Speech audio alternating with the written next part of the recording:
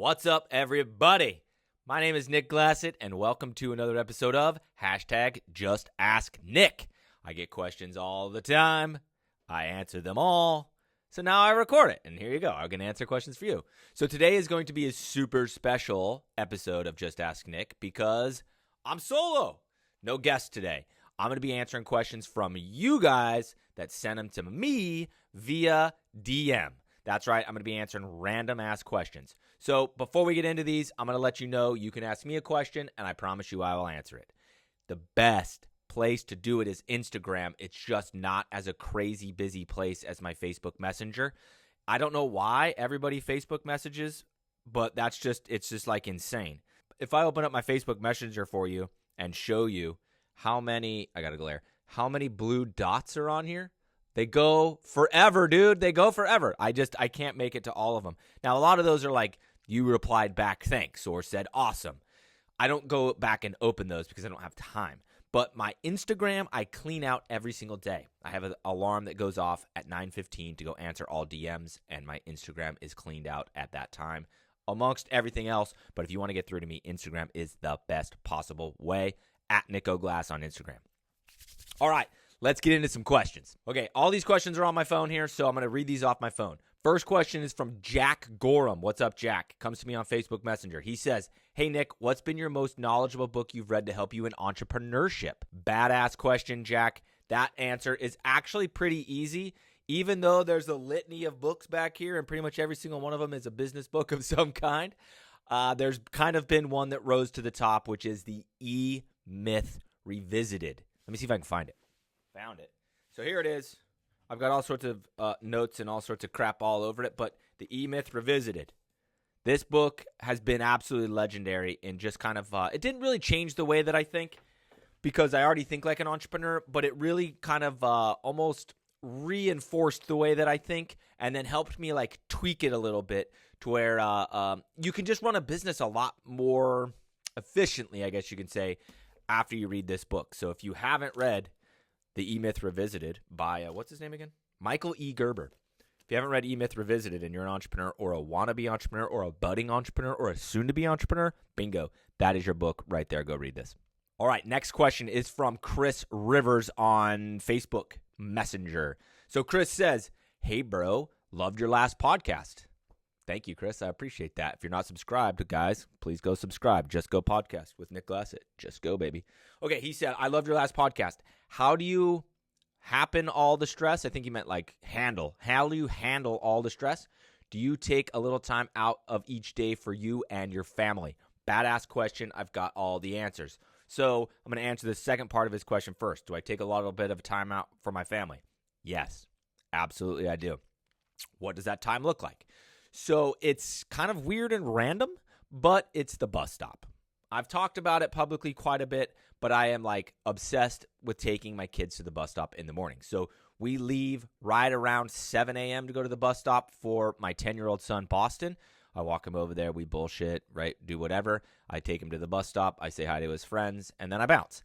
At this late in the school year, I'm actually usually the only parent at that bus stop because it's for 3rd through 6th grade, 3rd through 5th grade. I don't remember. The schools are split into two where I live. It's kind of weird. But anyways, it's a little bit older kids, so most of the parents don't come to that bus stop. But it's like he loves me to go to it. I love to go to it, so that's what I do. Then we, about 7:45, 7:50, we leave for the bus stop for my kindergartner. So our little girl, her name is Brody. All the parents come to that bus stop, right? Because it's kindergarten through 2nd grade. And so, like, I kind of bullshit with the parents. Like, it's just great. It's all absolutely awesome. Then at nighttime, I don't pick Boston up from the bus stop. He gets off of the bus at like 3:45 and just goes home. I leave the office at 4 so I can get home. Brody's bus is about 4:20, and so I can get her off the bus. I do that on Tuesdays, Wednesdays, and Fridays. My wife does it on Mondays and Thursdays. But that little bit of time that I make for them is highly, highly, highly important for me because when I was a corporate employee, I wasn't able to do any of that shit. I left work at like 6 a.m. and got home at like 7 p.m. almost every fucking day. It's misery, dude. So that bus stop time, as soon as I quit my job, that bus stop time began when my son was in kindergarten, and I was able to take him, and it's just kind of always just been this special, super, super special time for us. The other thing that I do is on those bus stop days when I get home, like I said, about 4:20. So I call it 4:30 after I get back from the bus stop. I tidy up the house. I get ready to cook dinner. I do all of that stuff so that way when my wife comes home, she doesn't have to do all of that stuff. Unload the dishwasher, whatever you got to do. Kind of very domesticated on those days. I got to end my work earlier, but it helps the family run much smoother. Then I also coach my kindergartner's soccer team. That's right. I coach a bunch of crazy 5-year-old little girls and their soccer team, but it's super awesome. So we have practice on Tuesday nights, and then my son plays. I don't coach him anymore because he plays academy, and there's already coaches for that. But he plays on Tuesdays and Thursday nights, and then he will have 2 to 3 games on the weekends, and obviously then I coach my little girl on the weekend, and then I hang out with the kids all day Saturday. I don't work Saturdays and Sundays, other than like on this device for the boys, you know. So that's kind of like the family time that I have set aside. Now, let me answer the first question. How in the world do I manage it all? Well, it's kind of a couple different things. So number one, I have really, really awesome employees. Like I have really badass employees. Now, there's some details they'll miss or some things I need to teach them that I'm changing or you know, the direction of the company's kind of shifting, and so I've got to kind of change the culture or manage the culture. I've got to do all sorts of things, right? But like I don't go do physically all the things. Little secret, I've gained a little bit of weight since I've been sitting in this freaking chair so much more often, and I'm not out putting up Christmas lights or picking up bounce houses or dropping off bounce houses. But they can handle a lot of that stuff to where I can then make sure the back end is all handled well. And then the last part I'm going to kind of interject into this is a little bit of a teaser for a future podcast that's coming up. But in March, I believe mid-March, I've got a guest coming on. His name is Luke. He's the owner of KC Crew in Kansas City and has kind of turned into a mentor of mine. He is a blocks coach / judge. He's on the blocks all the time. That's where I met him. He was a judge on my season 7. And last time I was at the blocks was in early December. I got invited back for blocks grad school, and he was there for a couple of days. We were having lunch, talking about amongst of other things, kind of scheduling. And one of the things like that just kind of sticks out of the conversation. He said, "Well, when do you what time do you check your email?" I'm like, "I don't fucking know. I just check my email." He's like, randomly? Like, how's it going? I'm like, shitty. Like, I have like 9 trillion unopened emails, and then like once every 2 or 3 weeks, I put my head down and I fucking grind through all of them. It takes hours, and then it piles all back up, and usually piles up longer because I don't want to grind, and it's just this vicious cycle. And then he said, "Well, I check my email at every day at this time. That's the only time I check my email at whatever time it was," he said. And I was like, "Wait, you're shitting me." And then he goes into how he schedules his entire day, literally every activity. So I kind of started dinking with that. I made a spreadsheet that was kind of like a rough draft of a schedule. I kind of tried to follow it, moved some things around, tweaked a bunch of stuff, and really quickly, like, things got ultra efficient. So then now it all goes in my calendar. So every single day at 9 a.m., an alarm goes off to tell me that it's time to check my email. Every single day. And by the way, it only takes like 10 minutes. And then every single day at 9:15, alarm goes off to check all my DMs and reply back to you guys. And then those alarms kind of go off all throughout the day. I work out at the same time. I eat breakfast at the same time. I take my kids to the bus at the same time. I am so, like, hyper efficient now. I can get so much done. It's silly, dude. And then to kind of like hit on the stress part. So yes, being an entrepreneur is stressful. This is something I actually haven't talked about publicly, but I recently got on a pretty dang low dose of an anxiety medicine. So I take an anxiety medication every day. Holy shit, did that help, dude. I am so much more like dialed in and relaxed isn't the right word because I'm still pretty high strung, but I'm not like anxiety. I don't have the anxiousness. I do have a lot of anxiousness that lives in my DNA and manifests itself from time to time, especially when I've got multiple things going on, or even if I'm trying to text and you're talking to me, or more importantly, my 5-year-old's trying to talk to me. Like, I have a hard time handling it. So I've got on this buspirone, I think is what it's called, and it's worked fucking fantastic for me. So just, it's like a self-awareness conversation and a mental health conversation, or self-health. That's the wrong phrase. You guys know what I'm talking about. So if you have anxiety, depression, those other kind of quote-unquote demons, like, go fucking talk to a doctor and deal with it, dude, because you'll be way happier, I promise. Okay, next question comes from Helio Batista. He texts me all the time. So this one, he says, hey, Nick, hope you're having a busy Monday, man. It's Wednesday as I'm reading that. And I am. I'm having a very busy, productive day because of my schedule. He says, hey, Nick, what book have you read that helps you have your business running through you? I don't know what he exactly means there, but it's a book question. So I came prepared with 3 more books for you guys because you guys asked me this book question quite a bit. I do like to read. The book I'm reading right now is 0 to 1 by Peter Thiel. But here we go, in no particular order. If you're an entrepreneur or business owner or just a leader, just a manager, 3 Laws of Performance by Dave Logan. This book, wow, you're going to need to read it like 4 fucking times because it is not a light read, but it is intense, it is insightful, and it changes the way you think. And I literally like approach problems to this. I read this years and years ago. I've read it probably 4 times, but read it years and years ago, and I still literally use the 3 laws in anytime I have a problem. Book number 2. Boom. This one changed my life. 21 Irrefutable Laws of Leadership by John Maxwell. This one changed my life. It was given to me. No, just the title was given to me by a former manager of mine in corporate world in like 2010, 2012, probably 2012. I read it. It was really the first book I ever read. I mean, I've read books and shit, but I didn't really read books. This one turned me into a reader. This one changed my life. My dog even liked me more after reading this book. It's an absolute classic. There's probably been 9 billion copies sold. There's about 400,000 different versions of it, but this book is an absolute must-read for everybody in any sort of management role. Next. This book actually is awkward to talk about. I didn't like it. And then I kind of started to reflect on why I didn't like it. And I realized it's because I agreed with everything. And it's kind of my nature to do these things already. So I reread the book and found myself much more open to it. And I was like, yeah, this actually is a very important book because a lot of these concepts people don't grasp onto. But it was a very affirming read for me because of who wrote it. Is somebody super special to me. So this last book, 3rd book, there you go, 12 and a Half by Gary Vaynerchuk. It's how to lead and be a manager with soft skills, not hard skills, and not being a dickhead, like being empathetic. This book is awesome, awesome, awesome. Read it. There you go. There is the 12 and a half, and the half is because he sucks at telling people the truth. But this book is absolutely amazing, so go pick up 12 and a half. So there you go, 3 business books that are badass. I'll put the links in the description to go buy these from Amazon. Caution, I'll make 12 cents off of the link, but there you go. Okay, next question comes from Instagram from a user called Your Hair is Different, I think is what it is. It's truncated, so I can't see the whole thing. During the wintertime, is business slow? If so, how does one overcome this? I'm asking because I think weather has a major influence. Yeah, of course weather has a major influence. If you are in Maine, Bangor, Maine, you ain't renting out shit in December because it's basically Canada. If you're in Canada, it's probably actually colder than Bangor, Maine, so you're definitely not renting anything in the wintertime.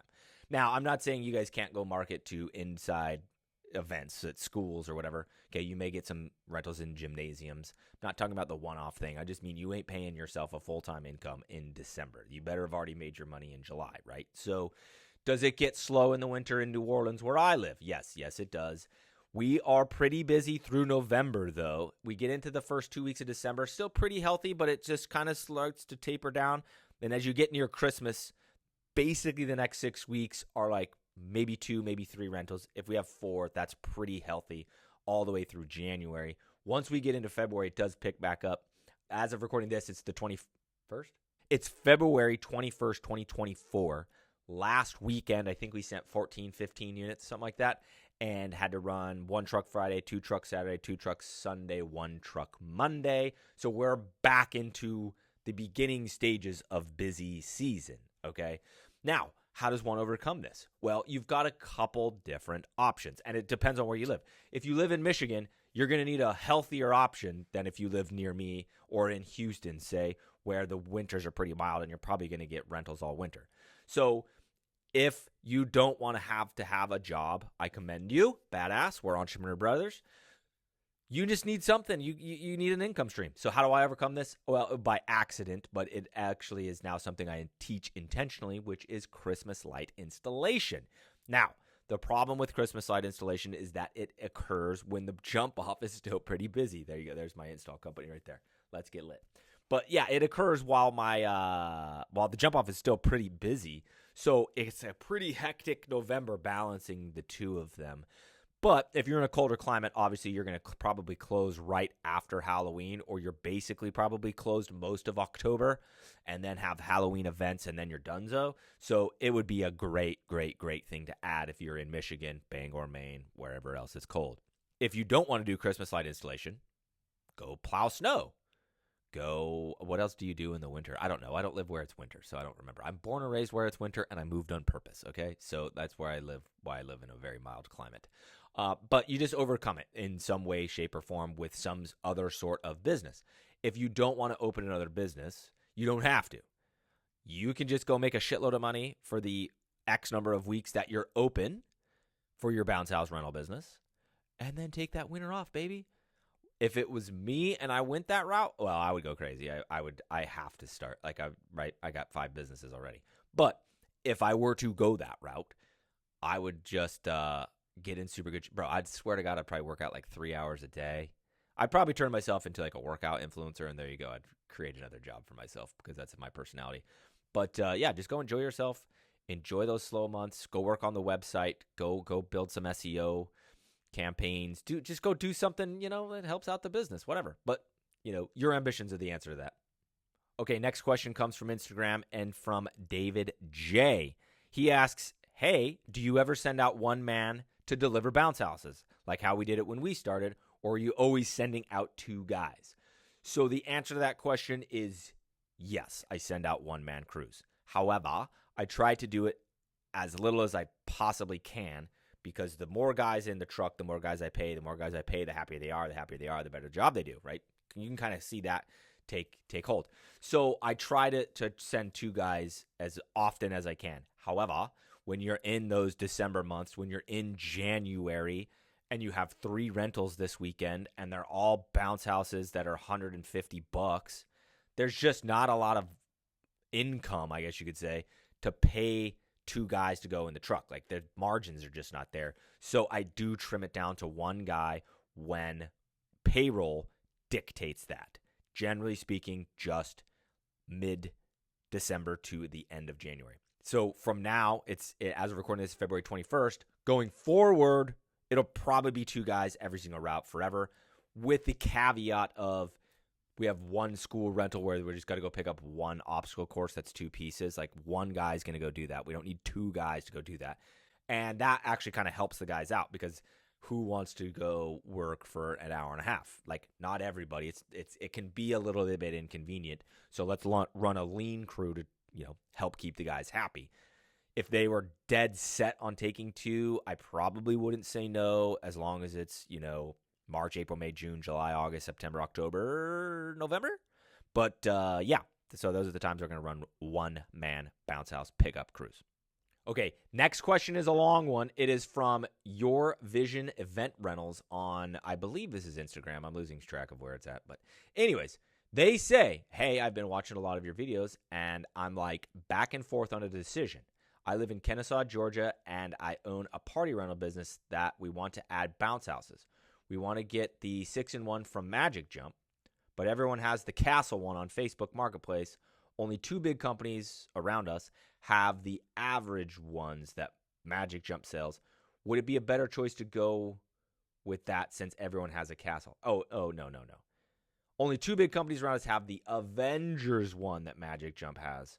Would it be a better choice to go with that one since everyone has the Castle?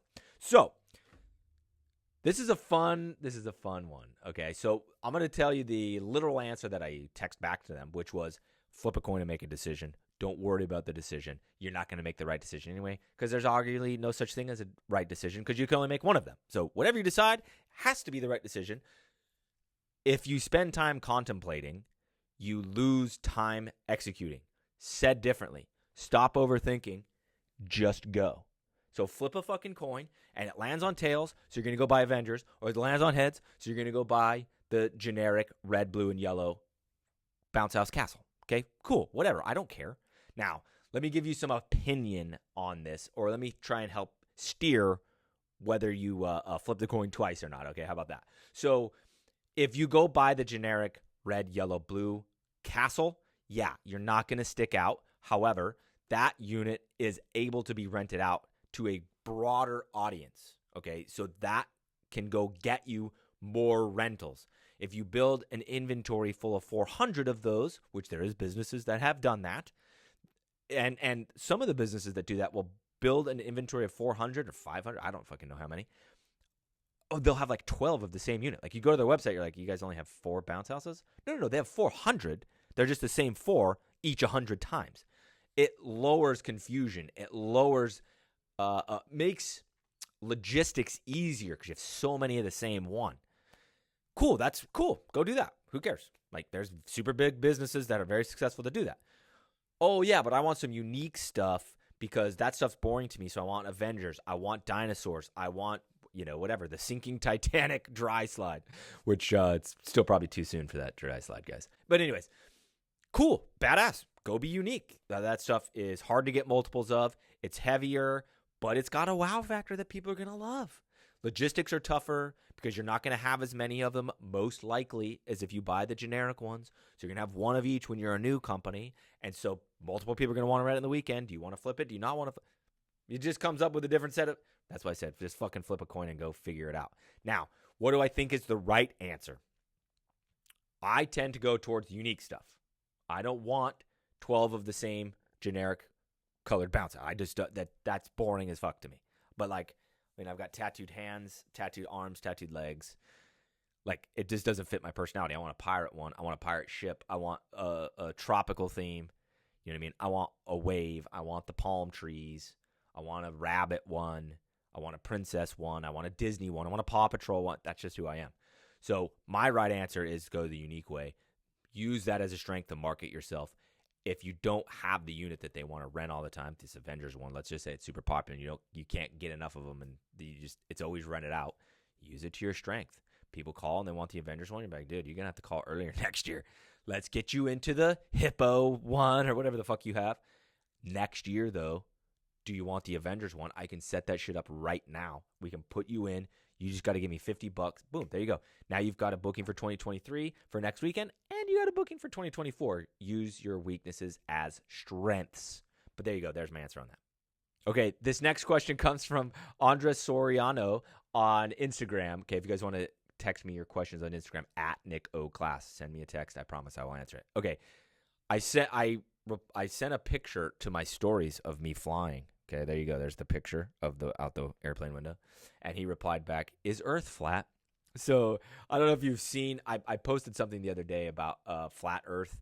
I said on Facebook, if you don't want to waste your entire life away, whatever you do, don't mention flat Earth anywhere, because it'll know. The algorithm will know. You'll get cookied somehow, and then all of a sudden you're going to get flat Earth things suggested in your feed.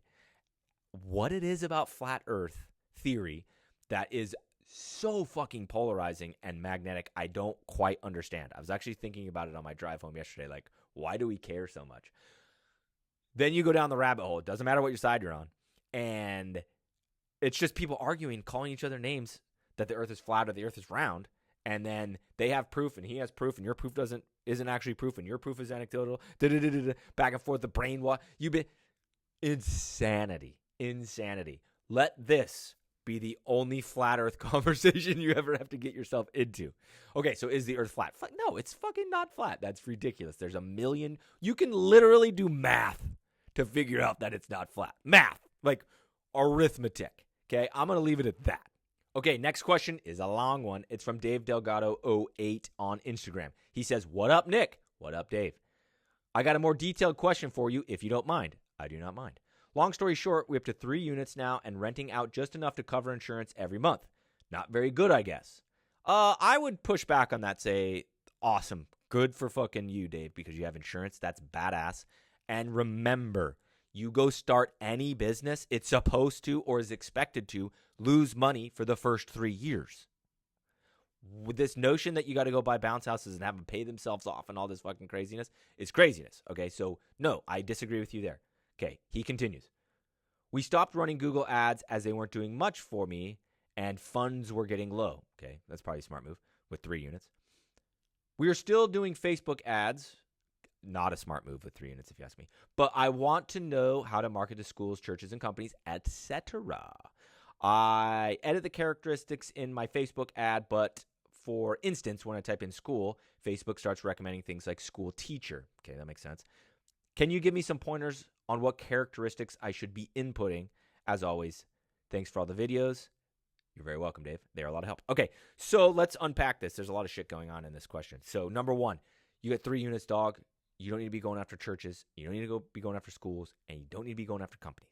You got 3 units. Those events come with scale. 50, 60, 80 plus units. You start to have the shit that they want. Think about it from a standpoint of if you're the event coordinator you're the PTA president, right? And you got Fall Fest coming up. Do you want to go to a website that has 3 bounce houses on it to pick out your inventory? No. Here's why. Do you think this company has experience running big events? No. They got 3 units. You just don't have the trust factor. You don't have the, what do you call that? I guess I would call that equity. You haven't built up the equity. They don't know that you're awesome because you haven't proven it. You're a fucking rookie. You're not even a rookie, dude. You're like barely drafted. You got drafted 7th round. You got to go make the practice squad, okay, with 3 bounce houses. Don't be worrying about winning the Super Bowl, okay? What you want to do instead is focus on getting backyard. Backyard is what's going to cause scale when you're this small. Backyard is easier when you're this small. It does flip when you get big. Think about the scale of it, right? If you want to do $100,000 in a month, let's say, is it easier to get there with $10,000 events, or is it easier to get there with $300 events? Yes. So once you're humongous, okay, and you can afford a mechanical bull and maybe a rock climb wall, and who knows, maybe you've got hard carnival rides like, the tilt-a-whirl type stuff. It's going to be easier to get to that scale with those big events. When you don't have all that fancy stuff, the volume is how you're going to get there. So the suggestion that I would make to you, Dave, is go get yourself a 0-interest credit card. Hopefully I'll have a link down in the description for one that I just got. Chase Inc., something like that. I don't remember. Kevin is the one that told me. Kevin Barbosa is like the master at this. So Kevin, I hope you don't mind me plugging you, but if you guys have credit card questions, go find Kevin Barbosa on probably Facebook. But anyways, I used Kevin's referral code because he told me what card to go get. So I've got a 0-interest credit card on the way to me because I'm going to buy a fucking shitload of inventory this year. I'm going to do it on 0% interest. So I have a year to pay this puppy off. I would suggest you go do that. I hope you have good credit. If you don't, you're probably going to get denied or have a low balance or a low, what is that called? Your approval will be a lower dollar number. Mine, I have really good credit, and I believe this one actually goes off of the company's credit. The Jump Off has stellar credit. I got a DUNS number. I got all that good stuff, and have had it forever. I've had a credit card at the Jump Off forever. I pay it off always. I have no late fees. I got great credit, so I got a really high dollar amount that I'm allowed to spend, okay? But anyways, go get yourself a 0% interest credit card and go buy a shit ton of units, okay? Get yourself 8 more, 9 more, 10 more, as many as you can handle the deliveries on, so that way you can start to get to scale because, like you said, 3 is just paying the insurance, and that ain't great, so you need more units. If you can't get a 0% interest credit card because your credit sucks, go ask your grandma, okay? Your credit with your grandma is actually just your love, your affection, okay? She wants to make you happy. She wants to help your business grow. Go borrow money from your grandma. Now, you don't have a grandma, you have a mom. You don't have a mom, you have a stepdad. You don't have a stepdad, you got a buddy. You don't have a buddy, you got a cousin, okay? Grandma is who you should borrow money from, but just insert high net worth individual, okay? And then come up with whatever terms, right? They want 3% interest. They want 5% interest. Like, whatever. You guys figure that out. But go get some money so you can actually – 3 bounce houses just is not a business. Like, that's like opening a coffee shop and having, like, a Keurig. I open a coffee shop. I have a Keurig. I'm not very busy. No kidding. Because people want caramel macchiatos or whatever. All the other. I just drink coffee black. But they want other fancy drinks. Like, you need to go get some more freaking equipment, dude. And then lastly, with the ads. So with 3 units, this is a little bit of a tough question to answer. Arguably, you probably shouldn't be paying for ads at all because you only have 3 units, right? How does an ad work? I'm going to go with Google. A Google ad works when you pop to the top of the list. You say, Google, here's my money. You pop to the top of the list. They click on your ad. My guy's about to walk in. What's up, dude? Yes, it is. Thank you, sir. Rev Business. The mailman just delivered me Rev Business. Here's what I think of your flyer. Later. Okay, so the way a Google ad works is you tell Google, I'm willing to give you X number of dollars per day in an auction style bid, okay? They then put you at the top of the list, okay? The sponsored post at the top or the sponsored person on the map pack. If your business gets clicked on, they charge you whatever your CPC is in your area. Okay, mine's around $1.50. So every time my ad gets shown, it's free. Every time it gets clicked on, it costs me $1.50. That person then clicks on my ad and it takes them to my website. All right, now let's back up a little bit. Why is that good to do on Google? Because this person already knows they're having a party. They already know they probably want a bounce house. So they go to Google and they say, bounce house rental, and then Google autofills near me. And then, boom, all these companies pop up. Well, if you spend the money with Google, they put you at the top until your budget runs out. So if you tell Google, I'm willing to spend $6 a day, they'll put you at the top of the list. They'll put you at the top of the list. It gets clicked on, $1.50. Top of the list, clicked on. Now you're up to $3, okay? You get 2 more clicks, then you're done. You don't show at the top of the list the rest of the day, okay? Now, let's go back in. They click on it. They go to your website. Your website needs to be able to convert them into a client because you just paid Google $1.50 to get them in the door of your store.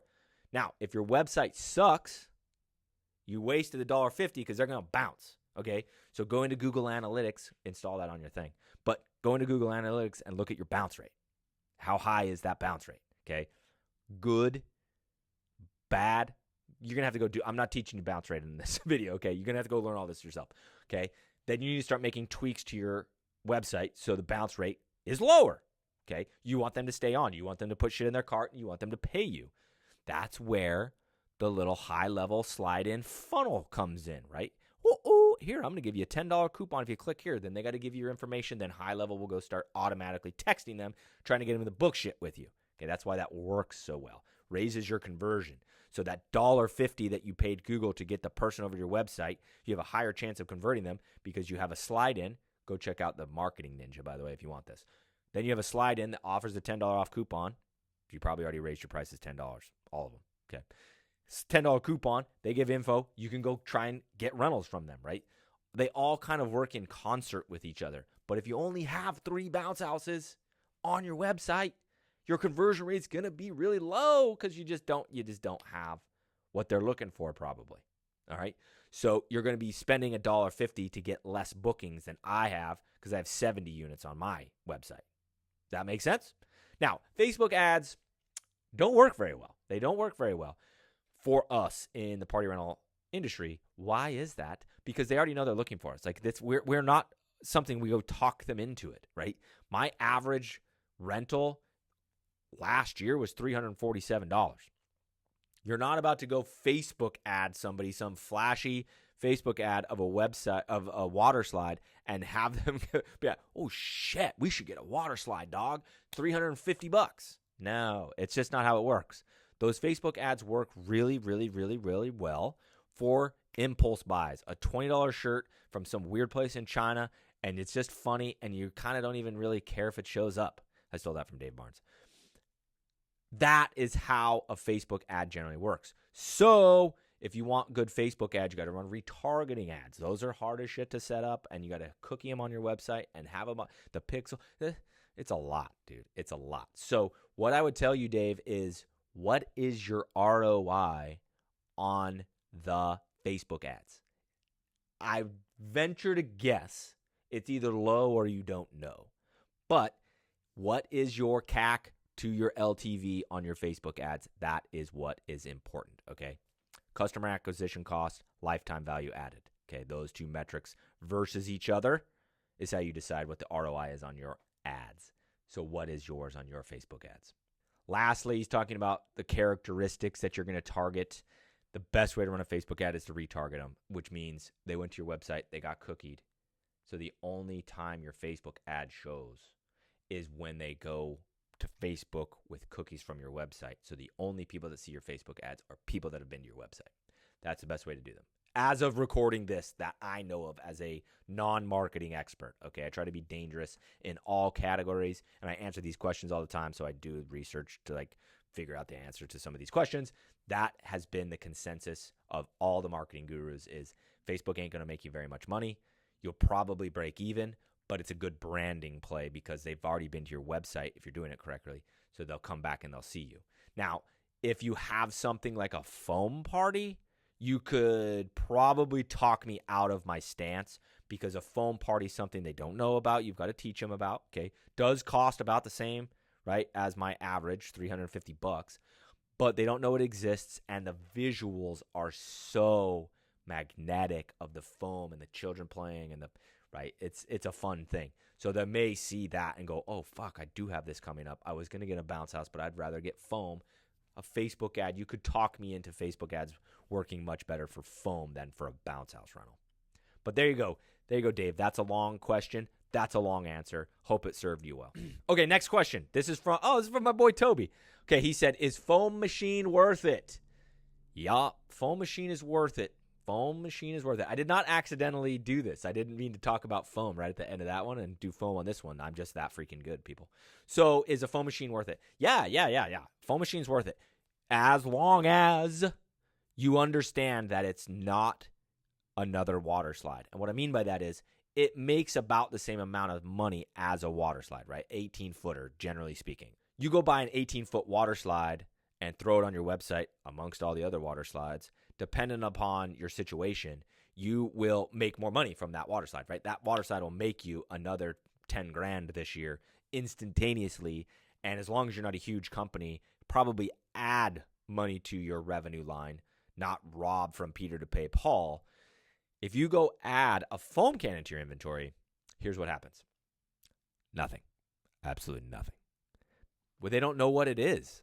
The person that comes to your website came to your website looking for a water slide. They don't know what a foam party is. They don't know what a foam cannon is. They don't know what Foam Daddy HD Stacker. They don't know how fucking cool that thing is. So what you have to do is almost or literally, okay, I've actually flip-flopped on this several times now, but you almost or you need to literally start a new business, a foam party business. Whether you want it to be the jump, I'm wearing Let's Get Lit, but the jump off foam party, or you want to go start your own thing, Titan foam party and you got Zeus on it, whatever. Doesn't matter.